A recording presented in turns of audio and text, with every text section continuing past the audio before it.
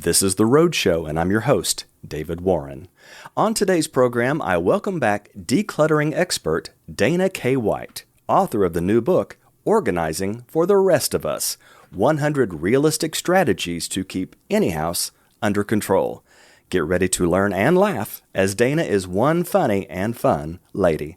Welcome back to the program, Dana. Thank you so much. This is fun to be on again. Well, I told you before we started that I am a super fan. I follow your podcast, and I am nearing triple digits, I would say.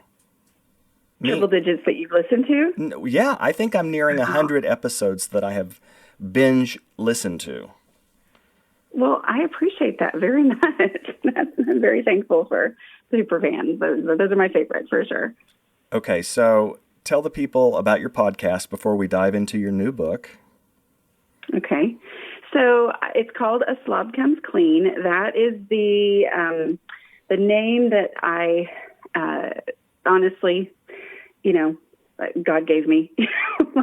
That was the name of the blog that I started back in 2009 when I, out of desperation, started an anonymous blog about getting my house under control, thinking that it was a practice blog and that I was going to get to learn about blogging, the thing I was wanting to do, while getting my house under control, which was the thing that I had never been able to do, so that then I could justify, starting to write about things that I actually felt competent to write about. So then a few years later, I started the podcast, and talking about cleaning and organizing and decluttering goes really well with podcasting because people can do it while they listen. And it's just been a really fun thing. It's hard to believe. I think it's been about 10 years of the podcast, which is I didn't even know what podcasts really were when I started. So you started out blogging, and then that kind of evolved into the podcast. But do you still blog? That's one of those questions that I feel bad about. I do occasionally put things on the blog. A lot of times I'll put stories that people send in to me on email, and of their own, how they've applied the principles in their house and all that kind of stuff. So I wouldn't say that I don't, but I don't do it in the way that I used to, just because the internet is a very different place, and because I have, other things that take my time and my focus and my mental energy, like podcasting and writing books and things like that. So, well, I don't know if you remember our interview back in 2017. I know you've had hundreds since then, but I interviewed you about your story of deslobification. And by the way, listeners, that is our guest's word, not mine, so I'm not calling her a former slob in any way here. But Dana, that archived interview is still in our top 10 most listened to interviews. Is it really? Yes, and we have had a lot of people on this program, and so I want to mention that you had said that you've been podcasting for 9 years now, heading toward 10. I looked on your website, and you have had 10 million downloads of your podcast. So listeners, do you see why I binge listen to this podcast? What is it about your message that's resonating with your listeners and, of course, your readers? It's not because I'm an amazing podcaster. I don't mean that I just talk, and I just explain what I've learned and how I'm applying it.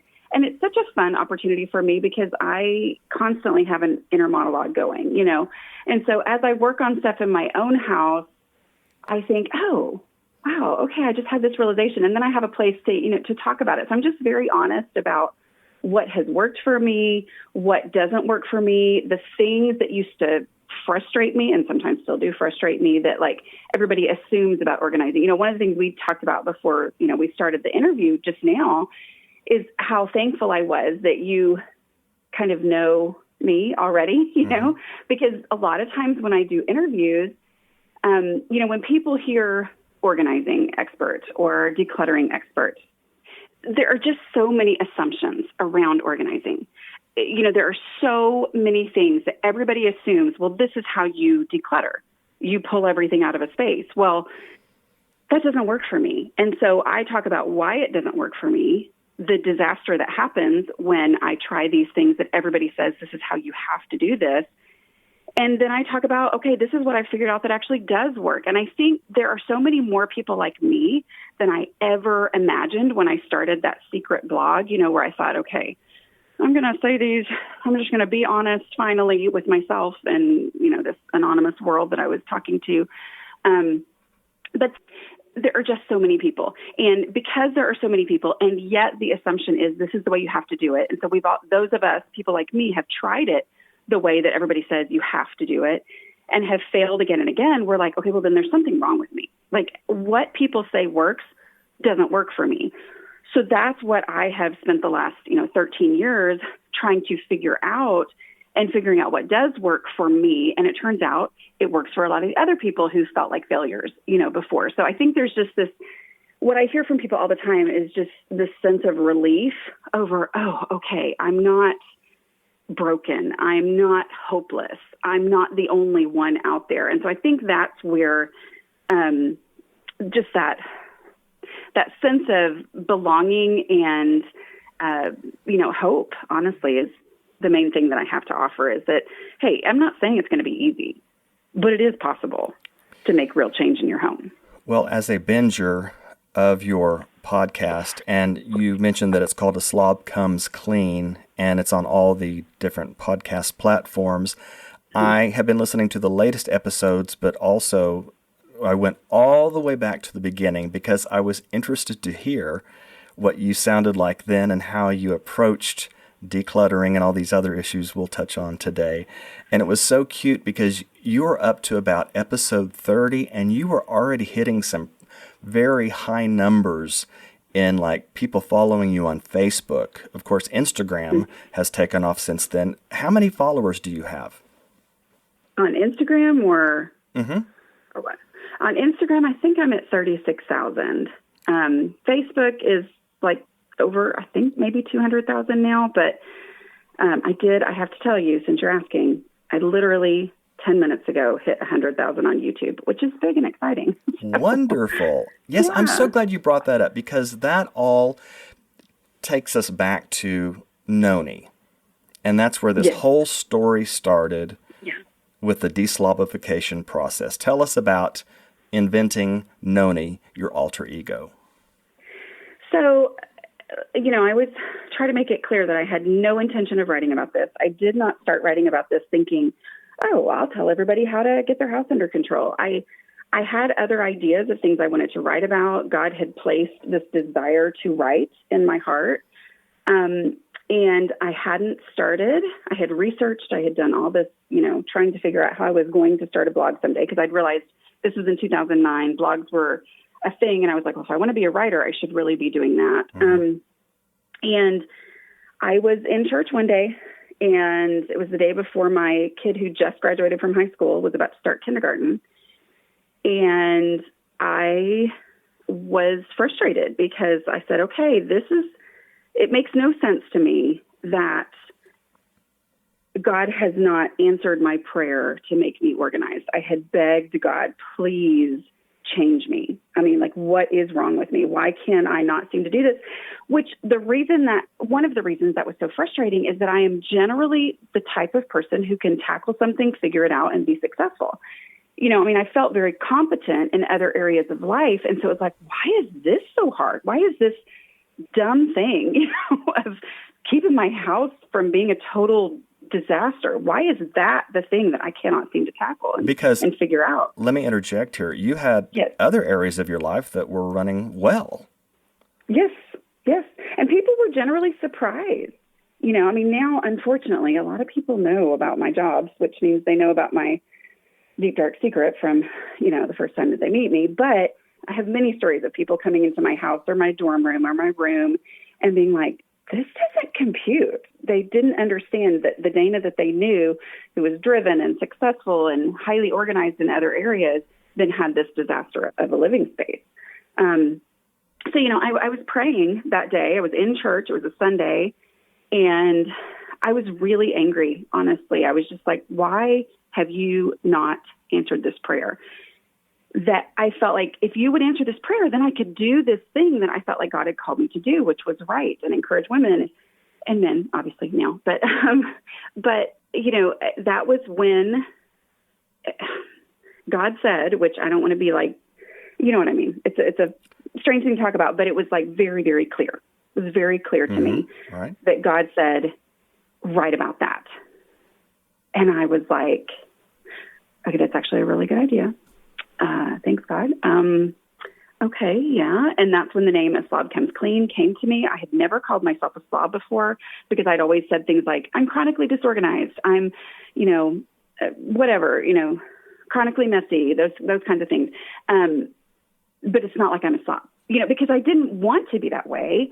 And I think that's the assumption is if somebody is a slob, oh, well, they just like being that way. Well, I didn't want to be, but that was the name that came to me. I was desperate to get started immediately, thinking a couple of months, this will help me really focus.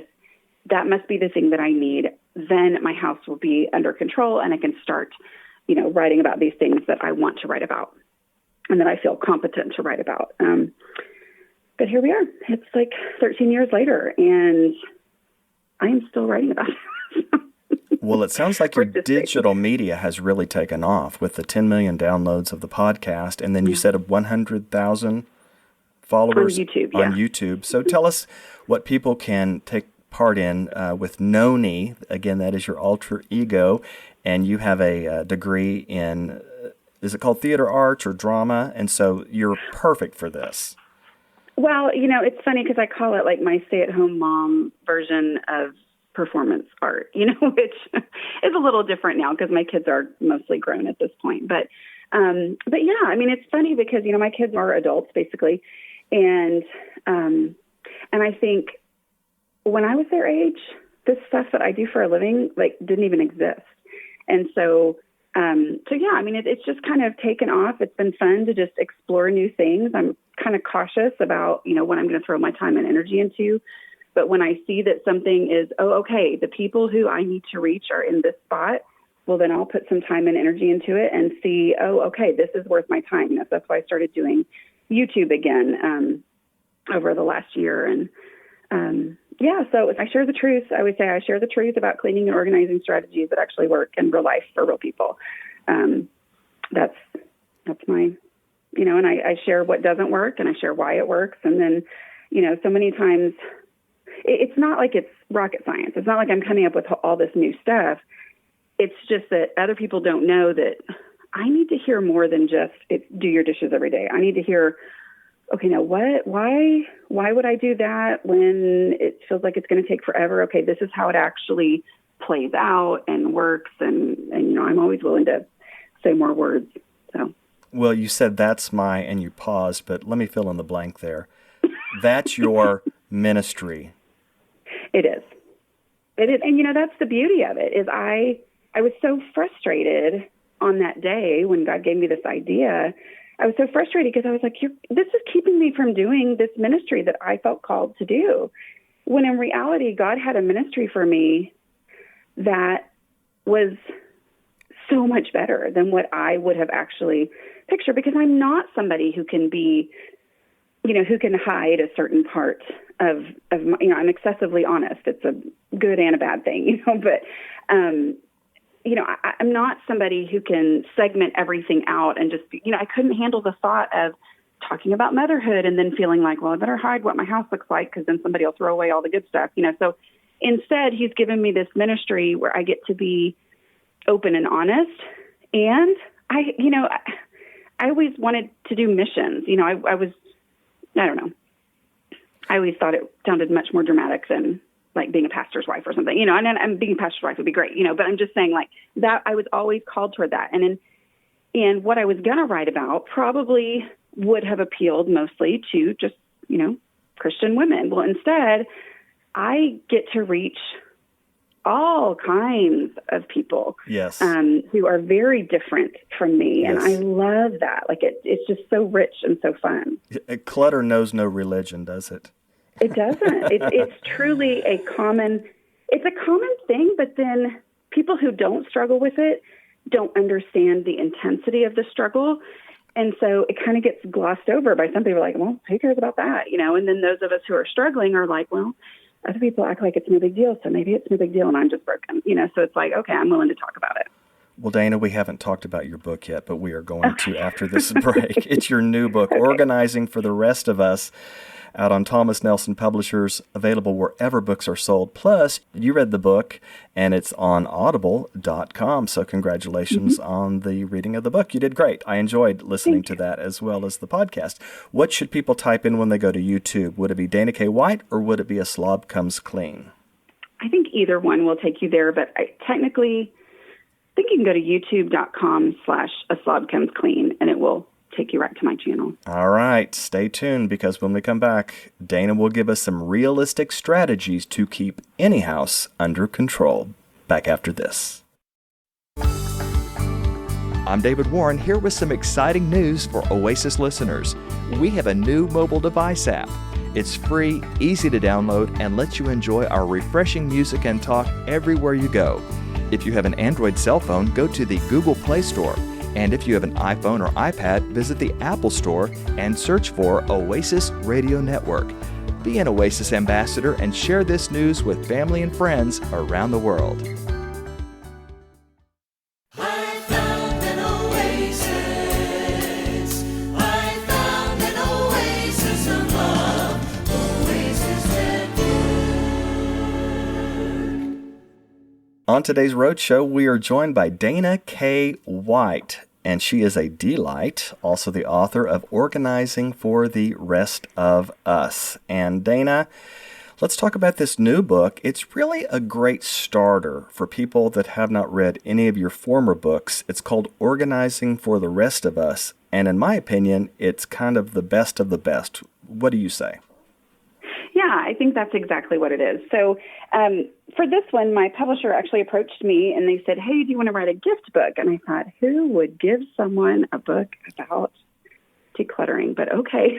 But it's really just a category of books that has pictures. And so it's in tip format, which I actually don't use the word tip. I use the word strategy, although strategy is really hard to say 100 times when you're doing the audiobook. But because I don't like, hey, just do these 3 things and your house will be perfect. Like that's, but strategy explains a lot more what we're doing. So like you said, it's kind of just the best of the best. Like you can read the books with all the words, which there are a lot of us who need all the words, but this book is flip-throughable. And so it has my 5-step decluttering process that I explained in great detail in Decluttering the Speed of Life. But it has it in quick format of these are the 5 steps. These are the pictures of the clutter disappearing through the 5 steps, so that you can see, oh, it makes a big difference to just declutter and you don't have to buy all the stuff and, put it in bins and things like that. And then it had, opportunity. I haven't really talked a ton about cleaning, like specific cleaning strategies in the other books. And so this lent itself to, being able to include just some things to make cleaning easier and quicker and all that stuff. Right, because you mentioned that there are 3 layers of a clean house. In fact, it's strategy number 1, clutter, which you are the expert about decluttering, daily stuff, we'll get into that, and then cleaning, which is in last place, because really most people know how to clean. Would you not say? Yeah, but so many times, the reason I separate out the 3 layers is because a big part of my struggle was that I thought, oh, I'm cleaning my house, when in reality, I was catching up on the things that I should have been doing every day, like the dishes.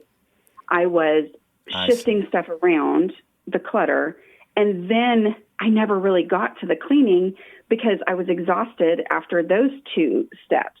It was like, why is this so hard when somebody else says that they never clean and their house always looks great, and I spend hours and hours and hours cleaning what I thought was cleaning, and my house is still a disaster. And it was like, oh, there's those layers. So that, it's just an example of how I had to go, oh, we're not talking about the same thing. Here's the difference. So it goes in that order, does it not? You first declutter, then you do your daily stuff, which we'll get into here in a bit, and then you do the cleaning. Yeah, I think I actually have daily stuff first. because daily stuff and decluttering are equally important, but start with doing the dishes. Like start with, before you do anything else, make sure that you are working on that daily habit of keeping the dishes done. All right. And that will change your house, just that. Well, let's dive into decluttering. Strategy number 2 is clutter is anything that gets out of control in your home. So let's talk about this that you have labeled a clutter threshold. What is that? So your clutter threshold is the point at which you personally can keep the stuff in your house under control. Okay, so it's a level. So it means that I only have as much stuff in my house as I can easily keep under control. So I'm not feeling like I'm constantly fighting against my house. I don't feel like it's a losing battle. I look around and go, oh, okay, yeah, I can do this. It's not that things don't get out of place. It's just that there's a low enough level of stuff that when everything is out of place, I can easily get it back under control. I'm not overwhelmed by that. So the example I always share is that my mother has a very high clutter threshold. So she lived on a farm away from town. She had this mentality that you need to have everything you might ever need for any situation in the future, and you need to get it now, And so she would bring all this stuff into the house, but she could keep it under control. So she would put it away neatly. She knew where it was. She could find it. She would put things back after she pulled something out, But so I inherited this idea that I needed to have everything for the future, but I have a very low clutter threshold, meaning I can't handle that amount of stuff. So I would bring things into my house that were a great deal, that I might use someday. But then my house just had piles and looked like, explosions in all the different rooms of stuff because I couldn't keep that amount of stuff under control. So as I started to declutter, I just decluttered and decluttered and decluttered, not knowing a clutter threshold was a thing. And then looked around one day and went, wait a minute, I can handle this. Like, this is the amount of stuff I can handle. So that's your goal in decluttering, is to get to your clutter threshold, to get to the point where you personally can keep your house under control. And what does it mean to have a house under control? I'm sure that's many things to many people. Yeah. So one of my daily habits that is, highly impactful, much more than I would have ever thought before, is a 5-minute pickup.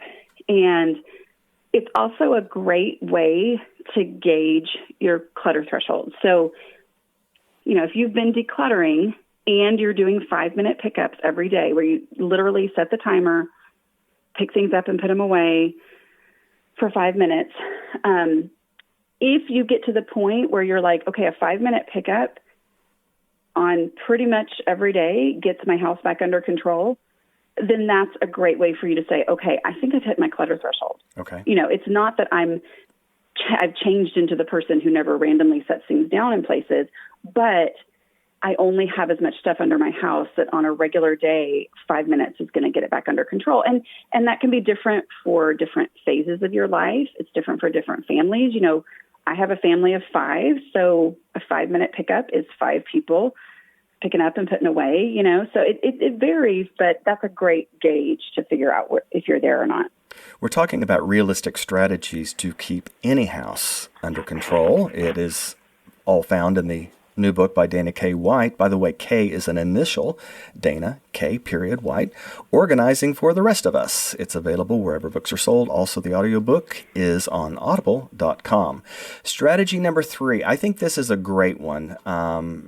Less and better are more effective goals to work toward than finished or done. You want to expound on that?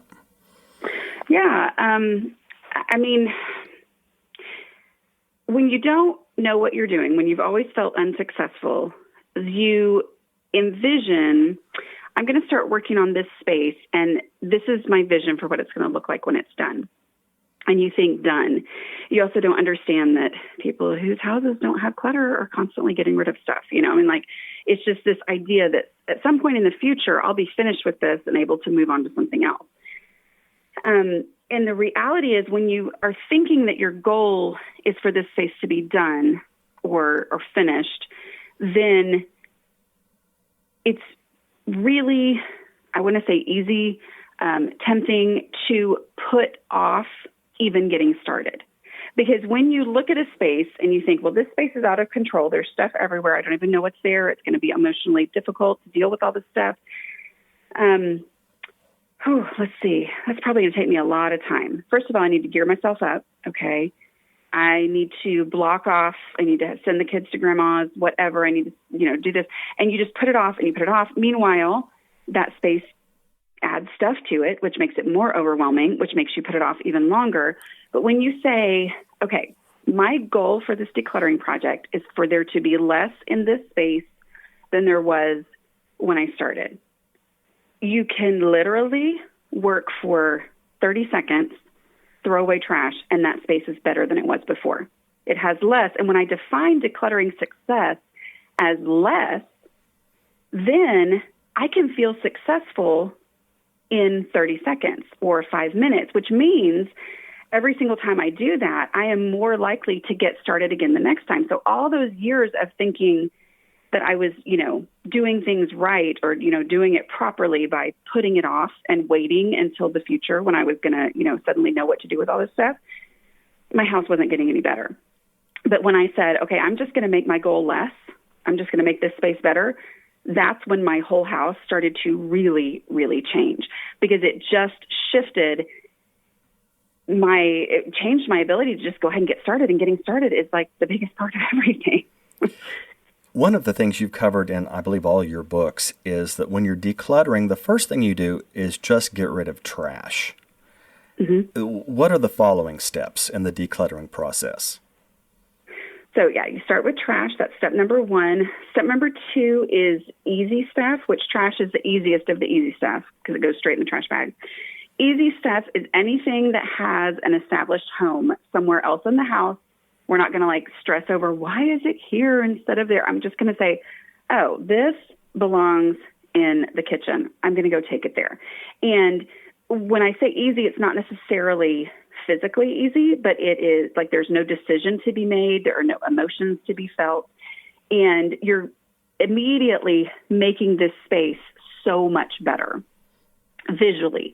And when there's less stuff in it, then it's less visually overwhelming, which then helps you, feel successful and be able to keep going. The next step, I really just stuck it in there because it needs to be in there, and I call it the duh clutter, meaning what is the stuff that just can go straight into your donate box? You don't need to ask yourself questions. You don't need to analyze, because so many times when you don't feel successful, you think, okay, what are the steps I'm supposed to follow? And I've got to ask myself these decluttering questions about something that you really could just stick it in the donate box. Let's don't waste time on that.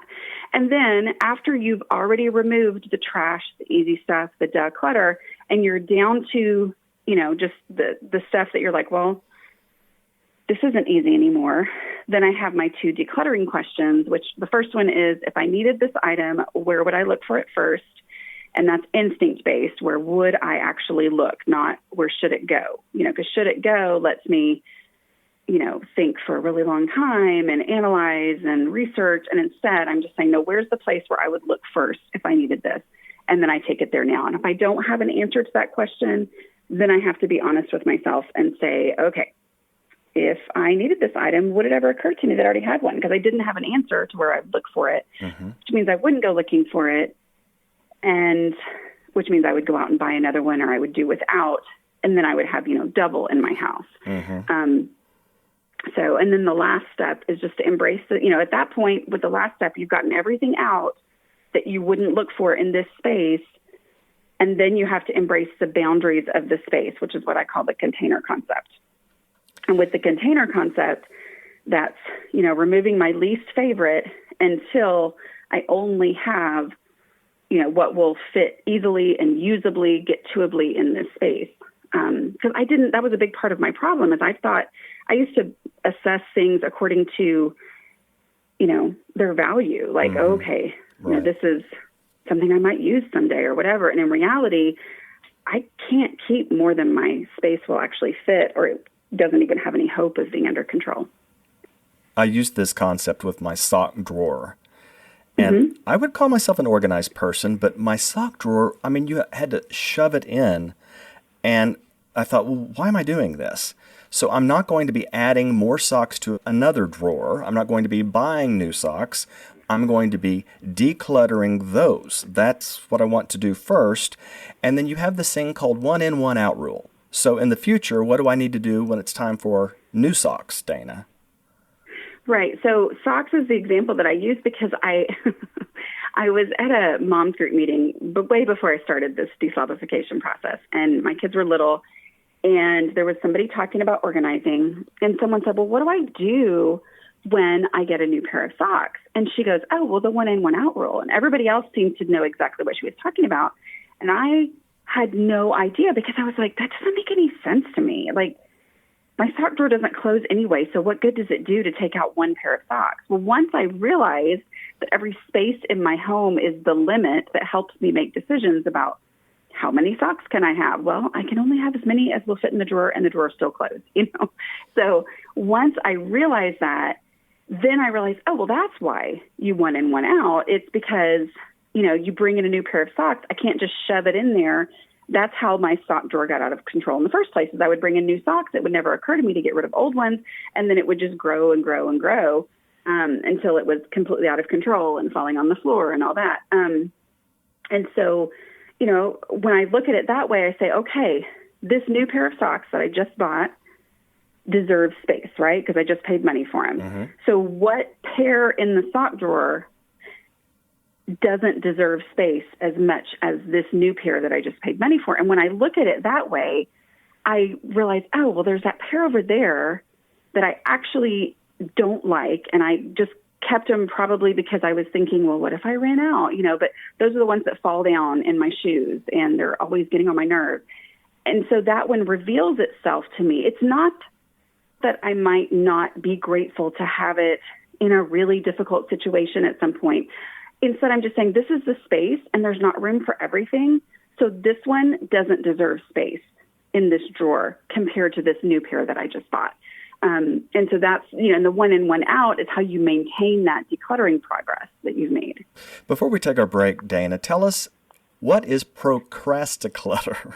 You coined that word, procrasticlutter. What is that? It is, yeah. So procrasticlutter is the stuff that feels like it's not really deserving of your decluttering time, because it's stuff that you're like, well, I'm going to deal with that eventually. I'll have to deal with that eventually.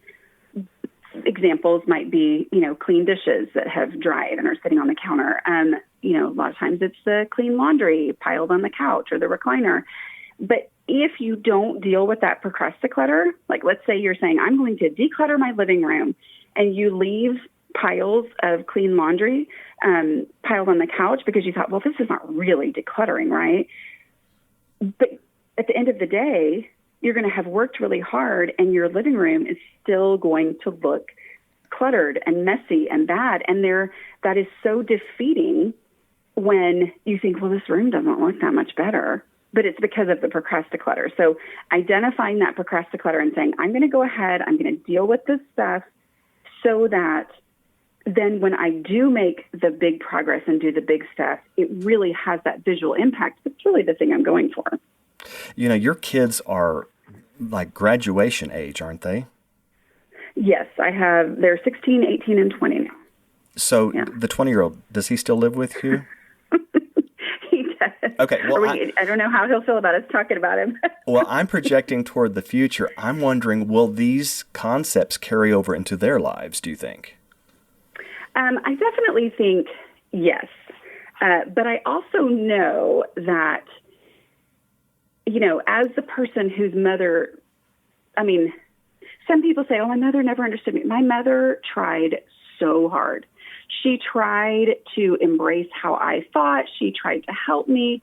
But in reality, we all, as adults, have to say, okay, how am I going to make this my own? You know, and so, yes, they understand the power of a 5-minute pickup. Yes, they understand the power of doing the dishes. You know, with him, especially, you know, at the times where he does, you know, live at college or whatever, I'm, you know, working on helping him be as minimalist as possible, just to, make things easier.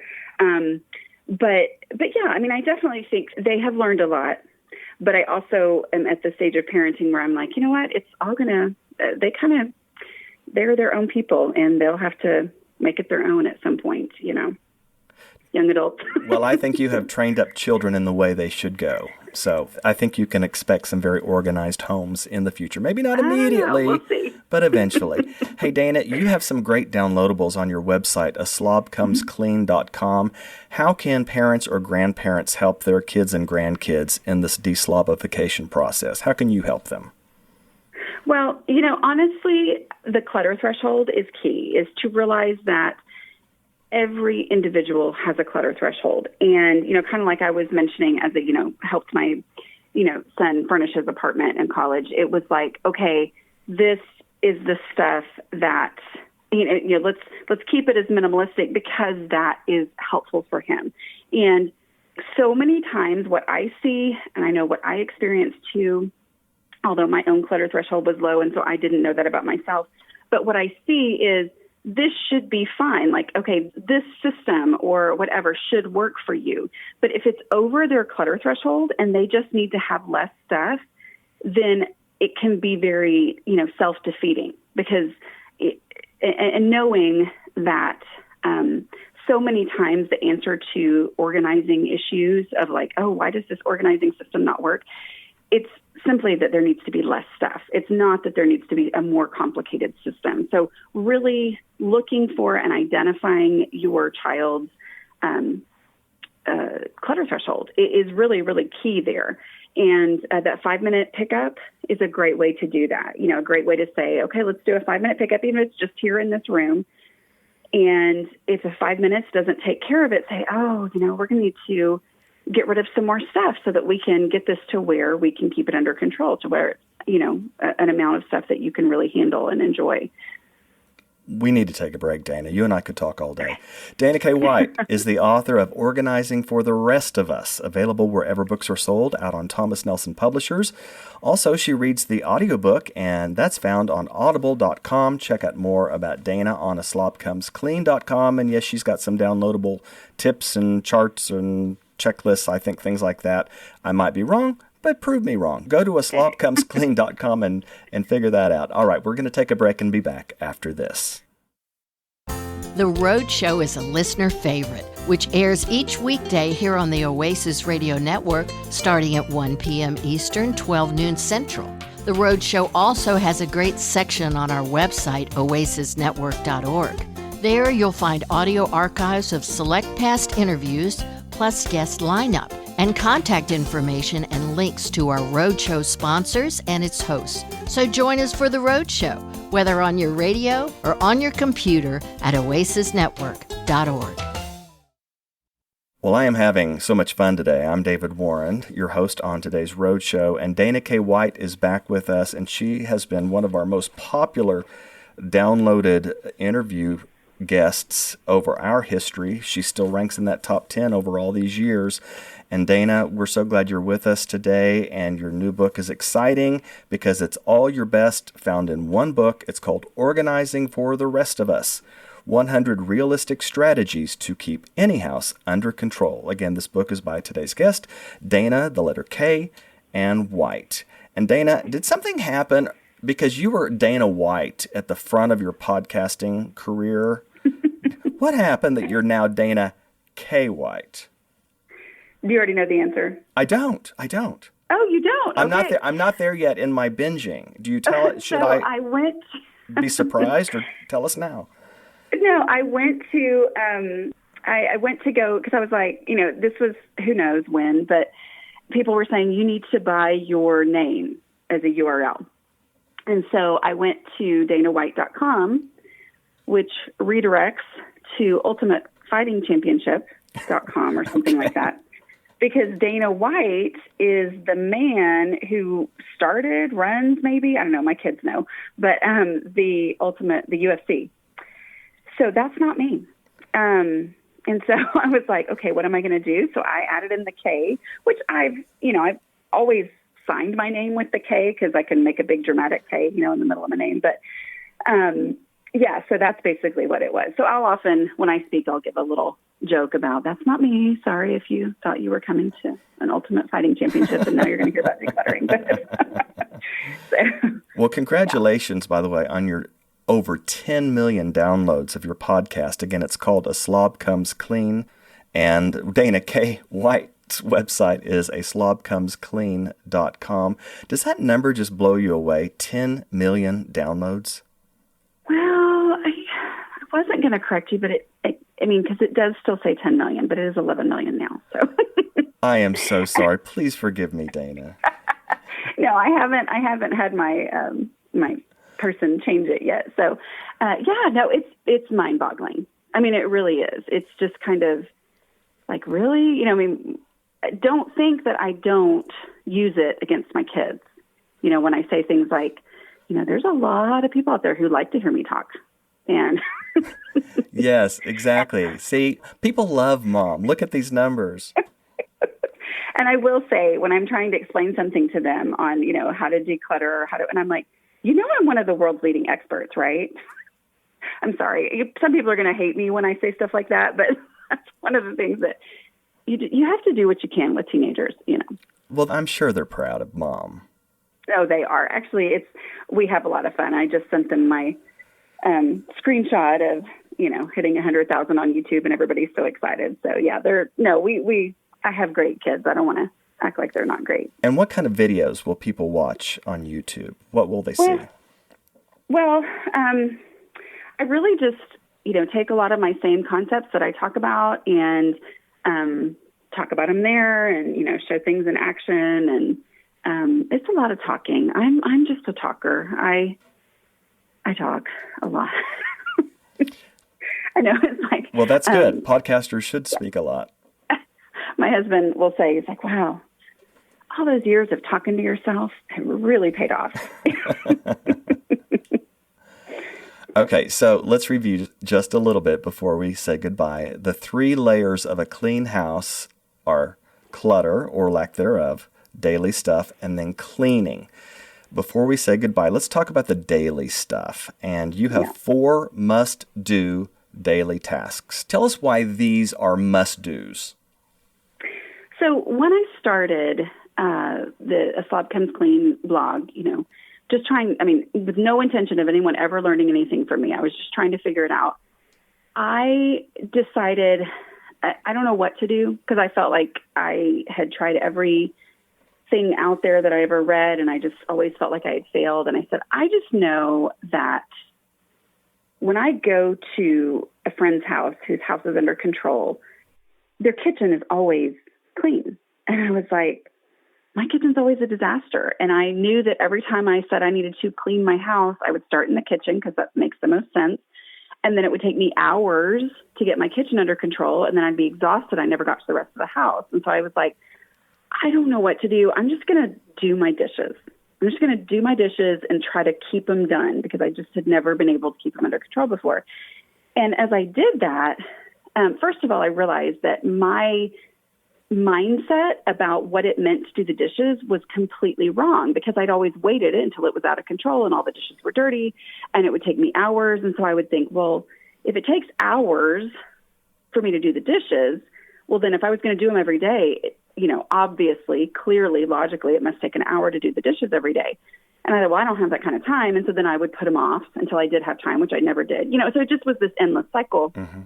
But by doing them every day, I was like, oh, one day's worth of dishes is like 15, 20 minutes. It's not this hour-long thing that I had always assumed it was. And so it was like, oh, so I freed up time in my day because all those times where I wasn't doing the dishes, it was nagging me that there were all these dishes to be done. You know what I mean? And so I never really got to use my time the way that I wanted to because there was so much that I should be doing. And so I was just amazed at the impact, when you do the dishes every day, then it's like, oh, when I do have this inclination to clean, I don't first have to do the kitchen. And then I was starting to make real progress in the rest of my house. Mm-hmm.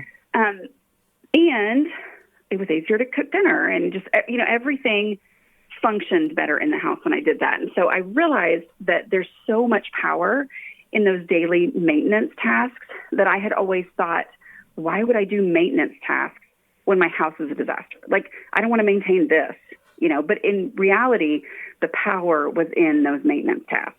Because I always thought I needed to get my house perfect and then start maintaining. But instead, just doing the dishes really had a big effect. Okay. And so in the beginning, I would add a task every week.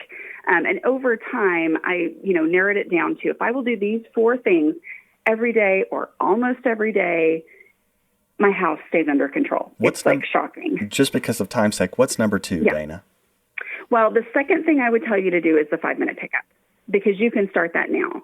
And then the others are sweep the kitchen floor and, what's the last one? Check the bathrooms for clutter. Oh, yes. Check the bathrooms for clutter. So not even declutter the bathroom or clean the bathroom or wipe it down.